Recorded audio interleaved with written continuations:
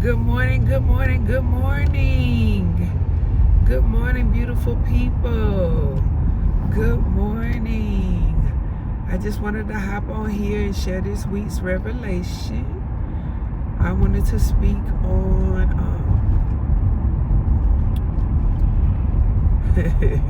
conviction. I wanted to speak on the power of conviction. The power of conviction. There are so many things that we can do as we walk out this walk, as we walk out our personal processes, as we walk out this journey of evolving, as we walk out this journey of relationship with the Father. As we are on this journey, there is so much that can be subtle, yet there are things that are revealed, and sometimes it takes the spirit of conviction to enlighten us to truth, enlighten us to our motives, enlighten us to our desires, so that we can continue to grow, so that we can continue to move forward, press forward, so that we can maintain tenacity, so that we can have a spirit of excellence. And so that's the gist of today's video. For my first point,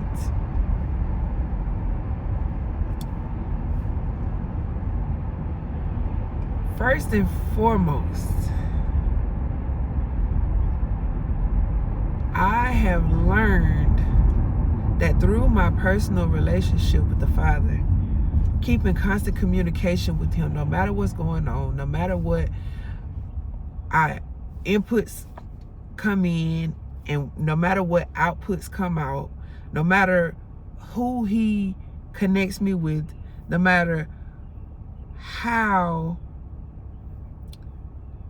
I believe my process should go, is going, and will go, maintaining that communication openly, vulnerably, honestly, with integrity, no matter what's going on, no matter how I feel, no matter whatever it is, never cutting that off and keeping it going has been pivotal, has been very pivotal. Feeling in the midst of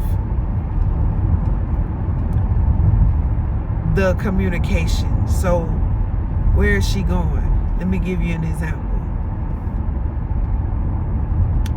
If my goal is to remain consistent in a new diet regimen, if my goal is to incorporate fruits and vegetables, to incorporate wheat and more water, juice into my diet, and for the first couple of weeks I'm good. There may be a tension and a struggle in the first week, a little bit in the second week, that third week, and that fourth week, there's the ability and the temptation to go back to the way that it was, to go back to how it was before. So that's what kicks in my thought process. That's what kicks in conviction. And so there's always going to be an opportunity. There's always going to be something else that I can do that will keep me from being consistent, that will keep me from maintaining what it is that I set in place, that I set in motion. And in order for me to remain focused and aligned with that goal that I set. I got to be real about where I am. I got to be real about, am I really doing what I set out to do? I got to be honest. If I miss a day, I got to be honest about that. If I intentionally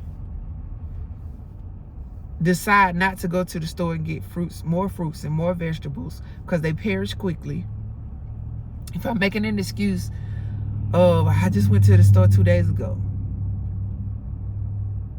and now I'm off track, now I'm out of alignment, and I'm not meeting my goal. But where the power of conviction comes in at is in my honesty, in my integrity about what is really going on. And I say, okay, yeah, I don't want to go to the store because I just went the other day. No, this is I'm incorporating something new. And in the midst of me incorporating something new, I have learned something new about myself.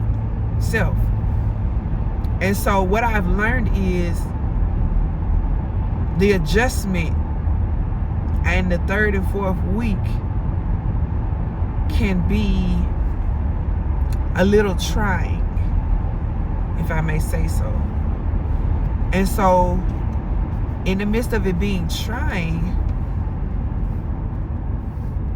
now I know, okay, I didn't meet the goal this day.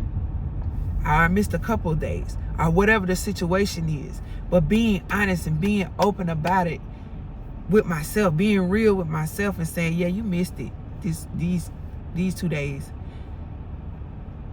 But you set this goal, and the reason why you set this goal is not for any person, but it's for you. It's personal. I want to be in optimal health. I want to take care of this vessel, this body that I know that God gave me now. It's not just I'm living day to day and I do what I want to do, how I want to do it, when I want to do it. It's now I got boundaries. Now I set goals on how to remain healthy. Another thing is not only my relationship with God, being honest with myself, being honest with God, but being honest in my relationships, being honest with the fact of where I am is not where I want to be. And if I pick my relationships if I pick my relationships correctly, as I express this, as I'm open in this way, because, okay, no, let me go back. If I pick my relationships correctly, the person that I'm connected to is going to be abundant in what I'm deficient in. If health is where I struggle at, they're going to be abundant in health. They're going to be abundant in fitness. They're going to be abundant in that area. That's just one example. And so when I open, and now going back to my point, so if I'm open and I'm vulnerable about the days that I struggled, those 2 days that I struggled, the encouragement and the edification that comes now after that is going to be something that ultimately catapults me, that ultimately pushes me. It's like a little push to get me in the right direction, to keep me going, to keep me aligned, to get me back into alignment where I couldn't do it on my own. That relationship helps me, and in this way iron sharpens iron, and in this way I'm fulfilling my goal. I'm fulfilling the purpose that I set out originally. That purpose and that goal is now being fulfilled. And so for my second point, dealing with the power of conviction. If I am now being edified, if I have someone speaking into me and helping me to come into alignment, now for me, I gotta put work to my faith.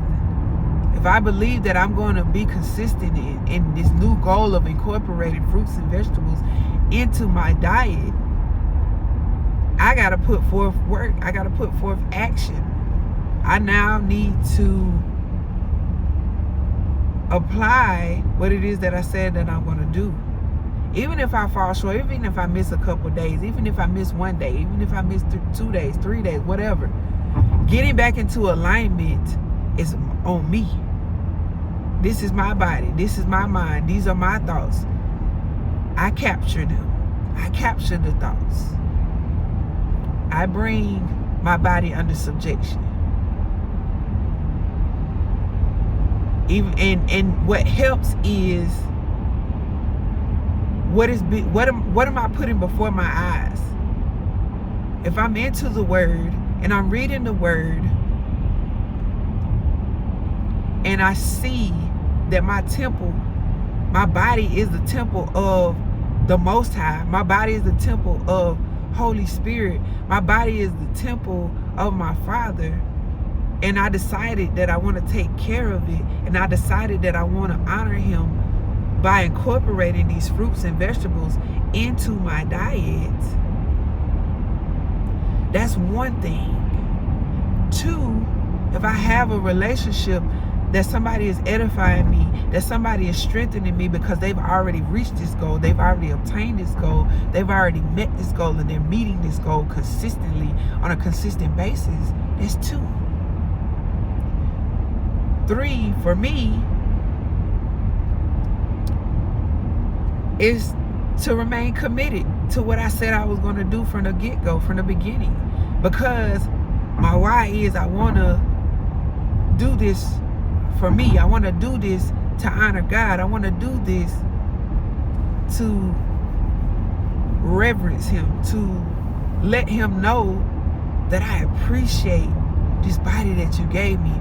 I appreciate how you made me, and I want to take care of this because I want it to last. I don't want it to be temporal. Well, it's going to be temporal. That's a given. I don't want it to end as fast. I don't want it to end too fast, too quick, too early. I don't want to be extinct too quick. If I could drive that point in. I don't want to expire before time. If I can extend to 91, I don't want to expire at 71. That's the point I'm trying to make. So, in the midst of me, short break. It is so beautiful this morning. Back to our point. So, for my second point, it is pertinent for me to follow through. To follow through after I've reassessed, did I meet my goals? To see where I fell short, to see why I fell short. What was it? Was it a thought process, or was it just I don't feel like, or I want to be subject to my body because my body is not used to this. What is it that made me want to get off track in the first place? Identifying that first. Identifying the desire. Identifying the what was that? Once I've identified it, now I can put action to it. Now I can put action to it because now I got the word. Now I got edification, encouragement through relationship. Now I have this conviction that is now become a power force that has kindled a fire within me to now do what I said I was going to do, to set out to do this goal, to accomplish this goal, to meet this goal, to be consistent. And so for my third point, as I am submitting myself to the power of conviction, and I'm applying and I'm putting action, I'm putting I'm putting work to my faith. I'm working my faith. I'm exercising my faith in this area. Now for my third point is not allowing any other thoughts, negative, to infiltrate. Because now I have the ability to, even though I'm decided that I'm going to apply, even though I missed those 2 days, I'm getting back on track. I'm getting ready to get back on track. I'm going to go back, and I'm going to go back, and I'm going to buy those fruits. I'm going to buy those vegetables. I'm going to continue to incorporate from my second point down into my third point. There is an opportunity for me to allow thoughts of shame or condemnation because I missed those 2 days or 3 days or 1 day or whatever the situation may have been. There's an opportunity for me to embrace thoughts that are contrary to what I've now put action to now what I'm working my faith in. Well, yeah, you missed it here. Well, yeah, you missed 2 days. What's the point? The point is I committed to this. The point is I want to operate in the highest level of excellence that I can in this area. The point is I want to be consistent. Slapping those truths on top of those voices, on top of that negative interference, helps me to regain my composure, helps me to regain and maintain consistency. But I gotta know when it's speaking. I gotta know the interference. I gotta be able to discern what's good and what's bad. I gotta discern what's evil, what's profane from what's holy and what's right. What is it that he's saying to me in this moment? Being sensitive to his voice, being sensitive to hear what it is that he's saying in that moment, at that time, and not refuting it and not pushing it to the side or putting it on the shelf or putting it on the back burner. But right now, let me address this. Let me address this. Anytime he speaks, let me address this. No matter where I'm at, let me address this. No matter what I'm doing, let me address this. Because it's a reason why he speaks. It's a reason why he says what he says when he says it. There's nothing that he does that is without purpose. There's nothing that he does that is coincidence. It's not. Everything that he does serves a purpose. There's a reason. And if I say that I want to do something, I want to commit to something, and it aligns with what he says about me, and it aligns with his purpose for my life, and it aligns with his will for my life, then he's going to help me along the way. He sent his spirit. He sent his spirit to be a comforter. He sent his spirit to guide me in all truth. He sent his spirit to give me everything that pertains to life and godliness, including wisdom, including knowledge, including understanding. And everything that I get, I want to get understanding. And everything that I get, I want to obtain understanding. Because if I don't understand what he's saying, if I don't understand when he speaks, if I don't understand the my next steps, the instructions that he's given me, the path that he set before me, the ordering of my steps, then I don't know how to really be who it is that he's calling me to be. I gotta have understanding. I gotta have understanding of my thoughts. I gotta have discernment in what I'm thinking. Because what I'm thinking stems from my life experience, social interference, social inputs, the things that I allow and I set before my eyes, the things that I allow and I hear with my ears. How to understand what is replaying in my mind. Where did this come from? How did I allow this seed to sprout? And if I can identify it, being able to diminish and destroy the seeds that don't need to be there. Being able to cultivate and flourish the seeds that need to be there. So that this process of evolution, so that this process of growing, developing, maturing, gaining mastery in this area, whatever area I'm honing in, will be successful. So that I can operate at my optimal level, so that I can operate in a spirit of excellence and integrity. That is the gist of my whole video for today. Those are my points. My 3 points for today's video. I just want to leave you with this. The revelation that I got prior to getting these points is, first and foremost, being vulnerable with God.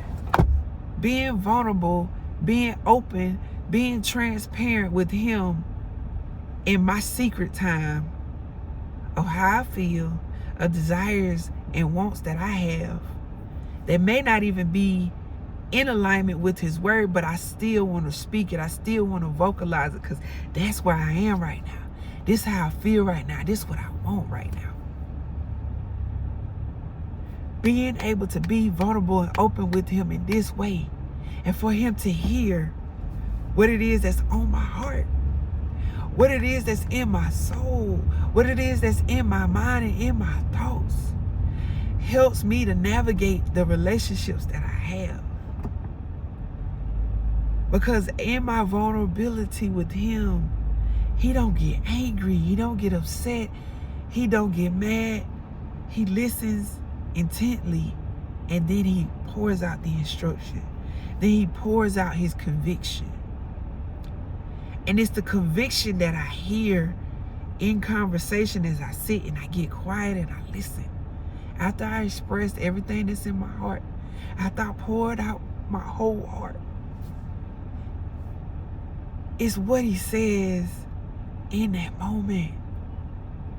In that moment, the things that He shows me, the things that He shows me of myself, of Him, of who He's been, of His faithfulness, that convicts me. That convicts me to stay the course, to stay committed, to remain faithful to what I said I was going to do from the beginning, from the get-go. And so now as I'm navigating my relationships with others, with people, now I have the ability to little by little be vulnerable, be open in my relationships, and to see now what are they going to do with this piece of vulnerability that I gave them? What are they going to do with this openness, this integrity that I'm sharing? And if they take my vulnerability and speak life, if they take my vulnerability and encourage and edify me, if they take my vulnerability and push me closer to the Father, whew, this is a relationship that is golden. This is a relationship that has been ordained. This is a relationship and a connection that I now know is on purpose, is a part of my evolution, is a part of my growth, is a part of my development, is a part of this season of my life. Because there is a time and a season for everything. There is a time and a season to embrace. There is a time and a season to refrain from embracing. And so now I know, embrace this. Because my heart is always, when it comes to relationships, I'm always wondering, do I need to divulge this information? Do I need to hold back? Do I need to retain right here? Do I need to explore here? Can I speak here? Can I be vulnerable here?